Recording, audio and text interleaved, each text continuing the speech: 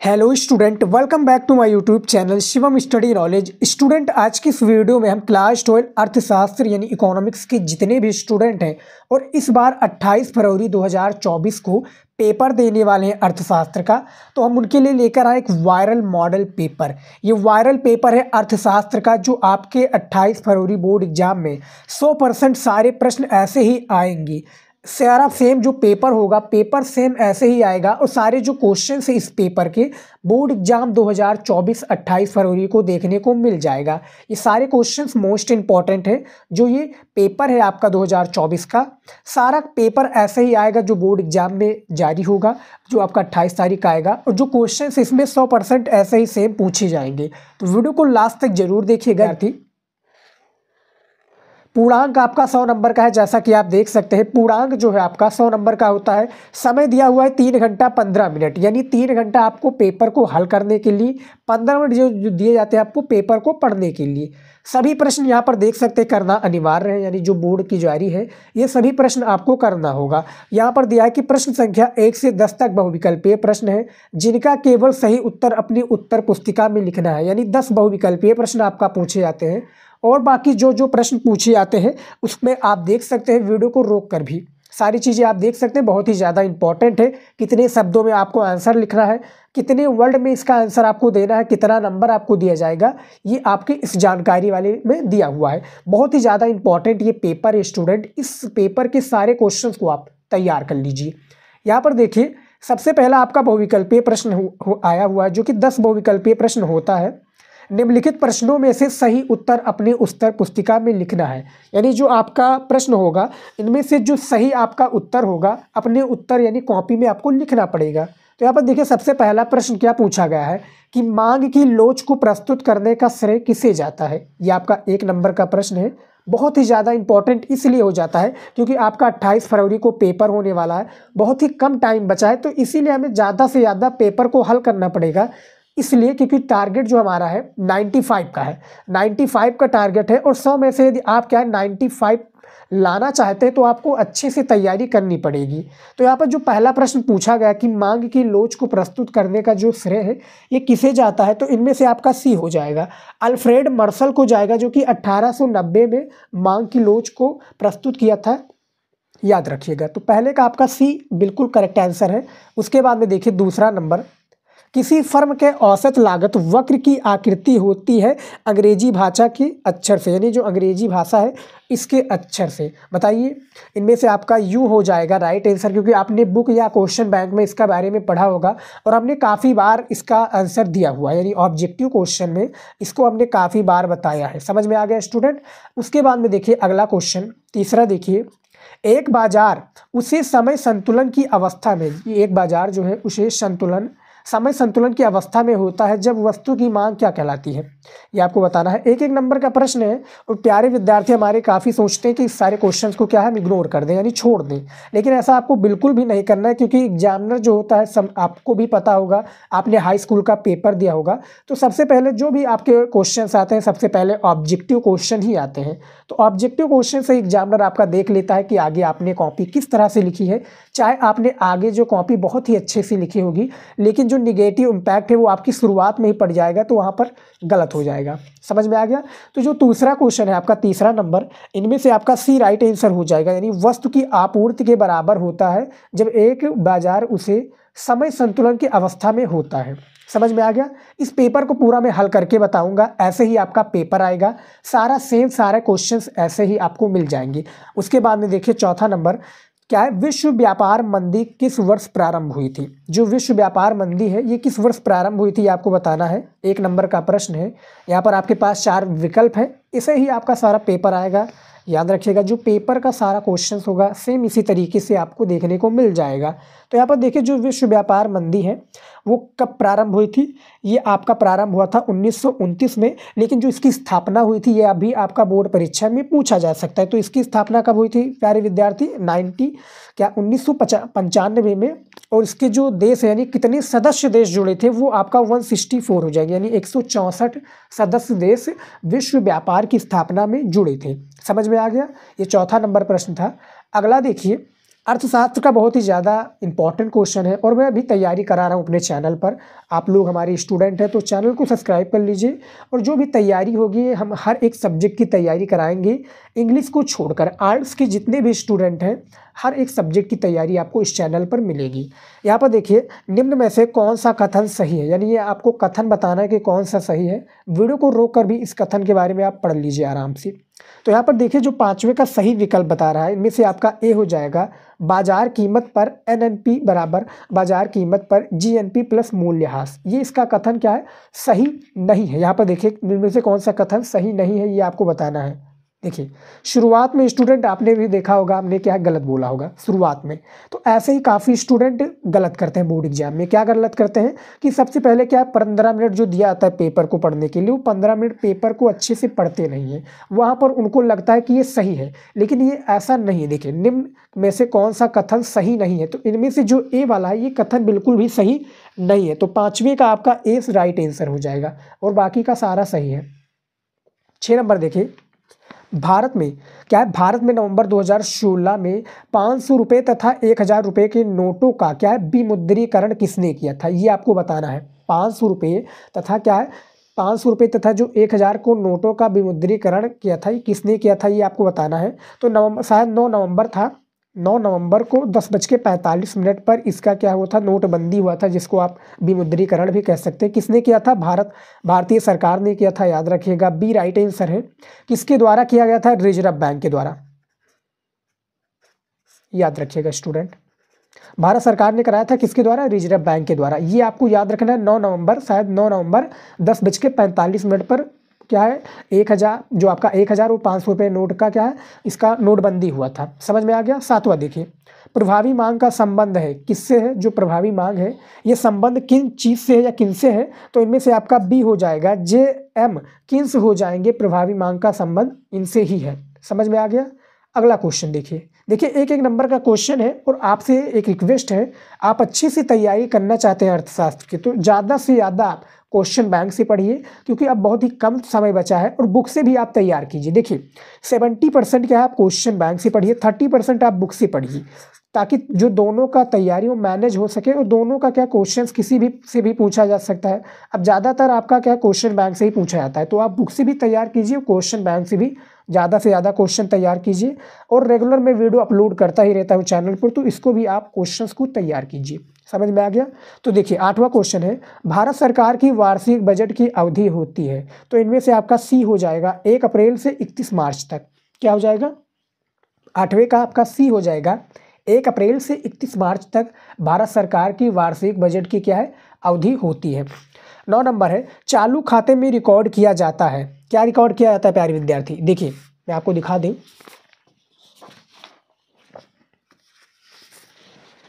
देखिए चारों आपके विकल्प सामने हैं, ये देखिए। ए आपका वस्तुओं की आयात निर्यात को, बी गैर कारक तथा कारक आय को, सी चालू हस्तांतरण को, या डी ये सभी। तो इनमें से आपका डी हो जाएगा, चालू खाते में रिकॉर्ड किया जाते हैं ये सारी चीज़ें। वीडियो को रोककर भी आप देख सकते हैं। समझ में आ गया। 10 नंबर देखिए, अदृश्य निर्यात का अर्थ है, जो अदृश्य निर्यात है इसका अर्थ क्या है ये आपको बताना है। 1 नंबर का प्रश्न है। टोटल आपके 10 ही बहुविकल्पीय प्रश्न पूछे जाते हैं, तो इसको भी आप ज़्यादा से ज़्यादा तैयार कर लीजिए। ऐसे एज इट इज़ मैं तैयार कराता रहता हूँ, लेकिन आप भी अपनी तरफ से तैयार कर लीजिए। तो अदृश्य निर्यात का जो अर्थ है वो आपका आंसर सी हो जाएगा, क्या है, सेवाओं का निर्यात हो जाएगा इसका राइट आंसर। इनमें से किसी का भी विकल्प आपको गलत लग रहा हो या ऑप्शंस आपको गलत लग रहे हो, तो प्लीज़ क्या आप इंस्टाग्राम पर आकर शिवम स्टडी नॉलेज, हमारा यूट्यूब चैनल का नेम है, आप इंस्टाग्राम पर सर्च करेंगे मिल जाएगा। वहाँ पर आप जो भी डाउट है पूछ सकते हैं, और इस वीडियो का आप क्या लिंक भी भेजेंगे तो हम आपको क्या इसके बारे में बता सकते हैं कि कौन सा क्वेश्चन आपको गलत रहा है। जिसमें भी आप डाउट है वो आप हमसे पूछ सकते हैं। समझ में आ गया। अब देखिए, अब हमारा आ जाता है अति लघु उत्तरीय प्रश्न। क्या आ जाता है प्यारे विद्यार्थी, अति लघु उत्तरीय प्रश्न आ जाता है। ये आपके बोर्ड परीक्षा में 8 प्रश्न पूछे जाते हैं। कितने पूछे जाते हैं, 8 प्रश्न पूछे जाते हैं टोटल। इसमें क्या है 3-3 नंबर का सारे क्वेश्चन होते हैं। कितने नंबर का, 3-3 नंबर का आपका प्रत्येक प्रश्न होता है अर्थशास्त्र में। तो यहाँ पर देखिए 11 नंबर प्रश्न क्या है, अर्थशास्त्र में बाजार शब्द का प्रयोग किस अर्थ में किया जाता है। यहाँ पर देख सकते हैं 3 नंबर का पहला प्रश्न है, बहुत ही ज़्यादा इंपॉर्टेंट है, इसका भी मैं आपको आंसर देने वाला हूँ।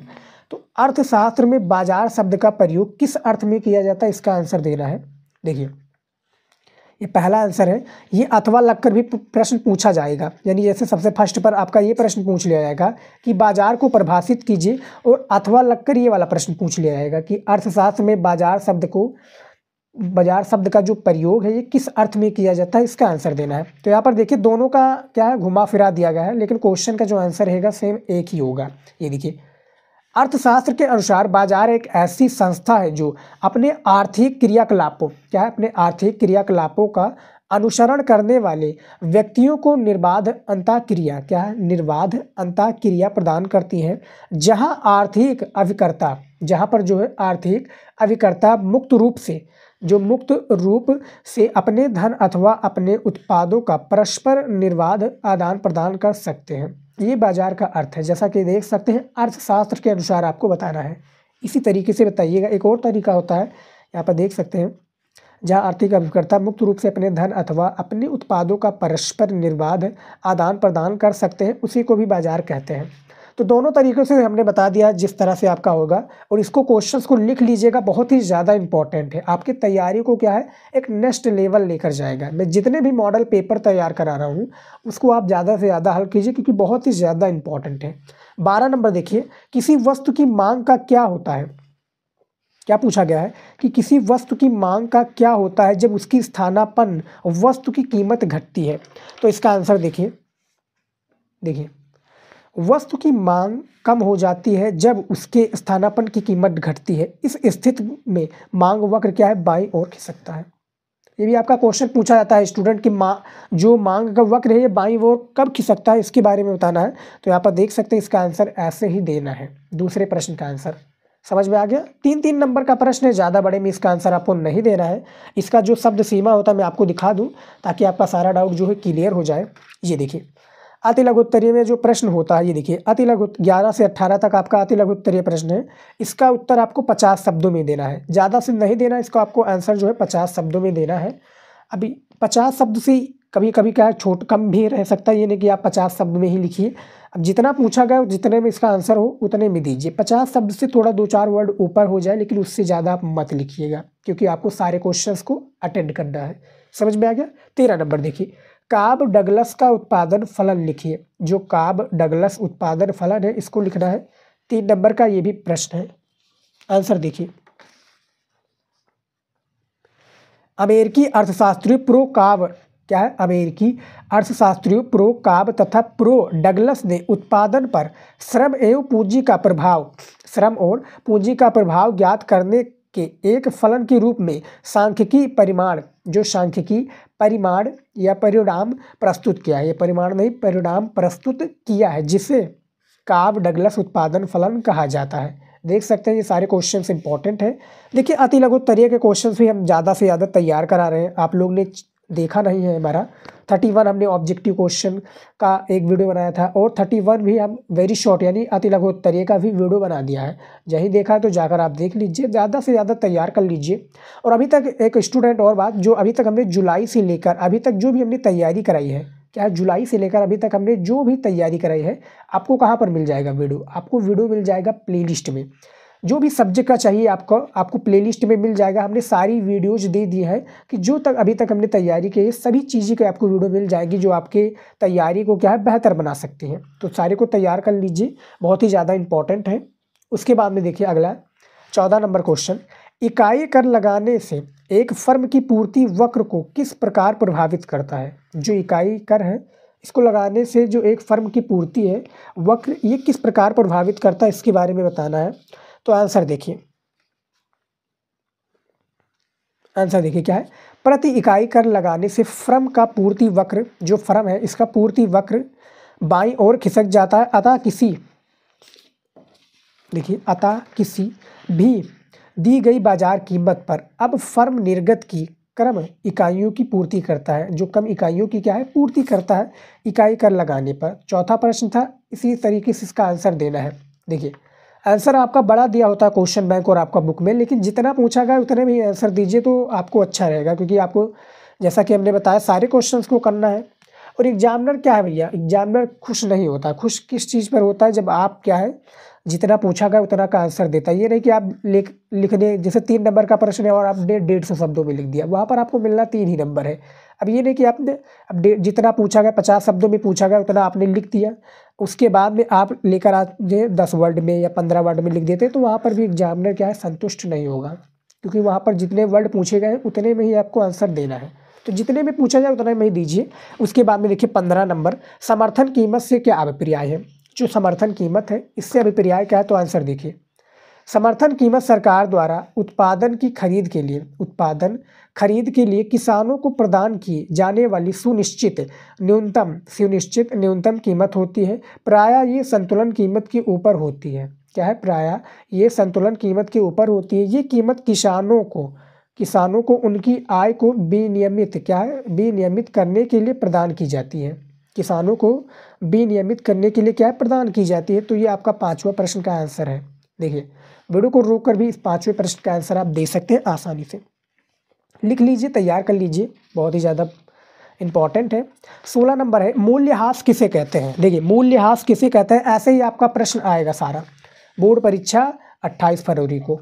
आंसर देखिए क्या है, पूंजीगत वस्तुओं की नियमित टूट-फूट, जो पूंजीगत वस्तुओं को नियमित टूट-फूट का समायोजन करने